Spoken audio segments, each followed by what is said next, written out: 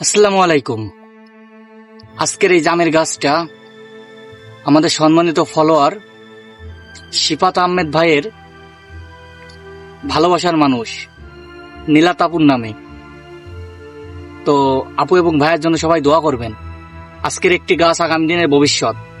হয়তো আমরা একদিন থাকবো না, কিন্তু এই জাম গাছটা একসময় ফল হবে, ফুল দিবে, অক্সিজেন বজায় রাখবে। তো আসুন আমরা সবাই মিলে একটি করে গাছ রোপণ করি।